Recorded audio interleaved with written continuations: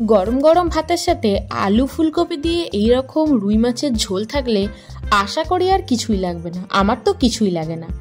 আর এই মরশুমে ফুলকপিটা যখন ওঠে, ফুলকপি দিয়ে সবকিছু রেসিপি খেতে কিন্তু খুব ভালো লাগে।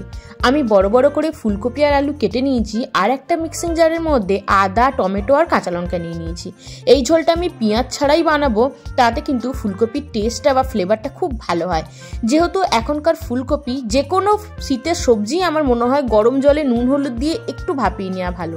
তাই কড়াইয়ের মধ্যে প্রথমেই জল দিয়ে দিলাম, জলের মধ্যে হলুদ আর নুন দিয়ে ফুলকপিগুলো দিয়ে মোটামুটি 5 মিনিট মতো একটু ফুটিয়ে নিয়েছি। তারপর কড়াই পরিষ্কার করে এবার কড়াইয়ের মধ্যে দিয়ে দিলাম 4 চামচ মতো সর্ষের তেল। তেল ভালো করে গরম হয়ে গেলে আগে থেকে নুন হলুদ মাখানো রুই মাছগুলোকে লাল লাল করে ভেজে নেব। যে কোনো মাছের ঝোল বানানোর ক্ষেত্রে মাছটাকে একটু বেশি কড়া কড়া করে ভেজে খেতে আমার বেশি ভালো লাগে। তোমরা চাইলে হালকা করেও ভাজতে পারো। আর এখনকার দিনে এই রুই মাছের ফুলকপি দিয়ে যে পাতলা ঝোলটা ধনেপাতা দিয়ে, এটা কিন্তু ভাত দিয়ে খেতে জাস্ট অসাধারণ লাগে। মাছটা দেখো 2 পিঠে উল্টে পাল্টে একটু ভালো করে লাল লাল করে ভেজে নিচ্ছি। মাছ ভাজা আমার হয়ে গেছে, এবার মাছগুলোকে তুলে নিচ্ছি। এই তেলের মধ্যেই এবার আমরা ফুলকপিগুলোকেও লাল লাল করে একটু ভেজে নেব। ফুলকপিটা মোটামুটি হাফ সেদ্ধ হয়ে গেছে, আর ভেজে নিলেই কিন্তু প্রায় প্রপার একবারে সেদ্ধ হয়ে যাবে। নুন হলুদ আগে থেকে দেয়াই ছিল, তাই ফুলকপিটাকে নাড়াচাড়া করে মিনিট 5 মতো একটু লাল লাল করে ভেজে নিলাম।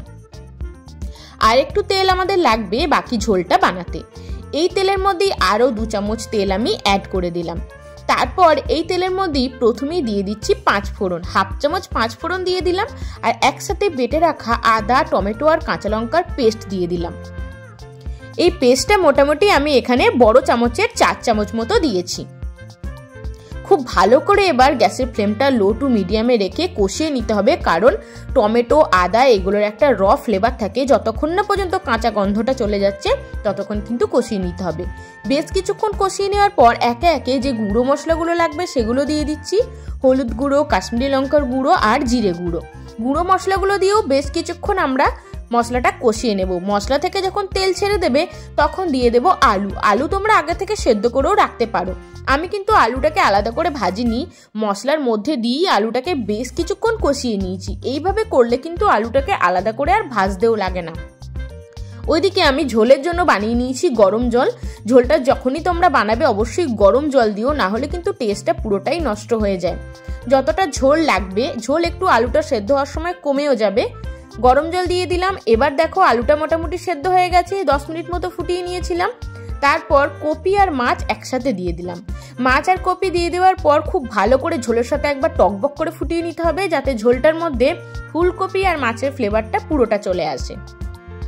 আর শীতকালের যে প্রধান উপকরণ সেটা তো ধনেপাতা, সেটা তো দিতেই হবে। আমার মতো যারা যারা ধনেপাতা পছন্দ করো তাদের কাছে তো এই ঝোলটা একদম খেতে দারুণ লাগবে। আমার তো অসাধারণ লাগে শীতকালে এই ঝোলটা খেতে। আমাদের বাগানে টাটকা ধনেপাতা তুলে এনে ঝোলটার মধ্যে দিয়েছিলাম। আমার মনে হয়েছিল অল্প একটু নুন লাগবে, শেষে আমি অল্প একটু নুন অ্যাড করেছিলাম। দেখতেই পাচ্ছ ধনেপাতা দেওয়ার পর আরও একবার ঝোলটাকে ভালো করে কিন্তু ফুটিয়ে নিতে হবে। ঝোলটা খুব ভালো করে ফুটিয়ে নিচ্ছি। আর ঝোলের কালারটা দারুণ এসছে, আর দেখতে যতটা ভালো হয়েছে খেতে কিন্তু ততটাই ভালো হয়েছিল। আর আলু কিন্তু একদম নরম হয়ে গিয়েছিল। মাছের পিসগুলোও সুন্দর আছে, একদম ভাঙেনি। পেঁয়াজ রসুন ছাড়া এইভাবে একবার ঝোলটা বানিয়ে দেখো, এতে কিন্তু ফুলকপির যে অথেন্টিক ফ্লেভারটা যারা পছন্দ করো খুব ভালোভাবে পাওয়া যায়। খুব ভালো করে ফুটিয়ে নিয়েছি। আমাদের ফুলকপি দিয়ে রুই মাছের ঝোল একদম রেডি। রেসিপি কেমন লাগলো জানিও। আমি কিভাবে বাড়িতে সাধারণভাবে এই ঝোলটা বানাই সেটাই তোমাদের সঙ্গে শেয়ার করলাম। ভালো লাগলে লাইক করে দিও। আর কারা কারা আমার মতো এই শীতের দিনে এই ফুলকপি আলু দিয়ে মাছের ঝোলটা ভালোবাসো আমাকে কিন্তু কমেন্ট সেকশনে অবশ্যই জানাবে। তাহলে আজ আসি, দেখা হবে আবার একটা অন্য ভিডিও।